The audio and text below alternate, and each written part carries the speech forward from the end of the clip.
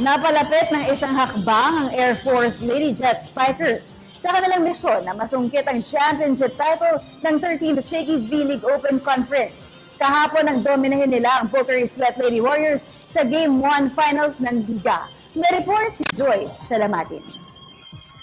Isang panalo na lamang ang kailangan ng Air Force Lady Jet Spikers upang angkinin ang titulo ng 13th Shakey's V-League Open Conference.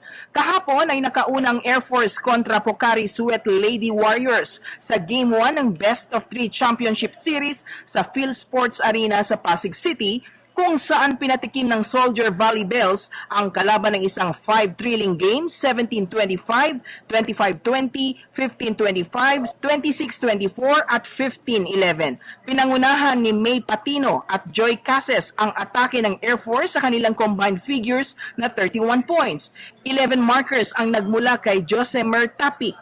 8 puntos ang nanggaling kay Judy Caballejo, habang kumumpleto naman ng 65 excellent sets at 5 points si Captain Ball Wendy Semana. Sa panayam ng PTV Sports, naniniwala sina Caballejo at Semana na kanilang team effort ang nagdala sa kanila sa tagumpay kahapon. Medyo on off kami sa game namin kahapon, pero still, sa pagiging solid namin yun, nakuha namin yung game 1. And then, talagang puso lang talagang labanan, saka fighting spirit lang talaga sa laro. Yung skills kasi individually meron na eh.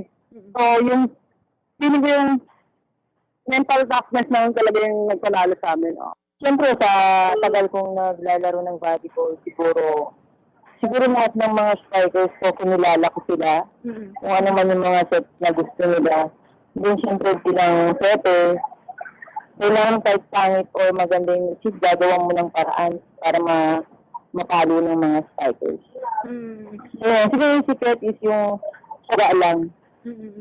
Kaya saan magpunta yung bola.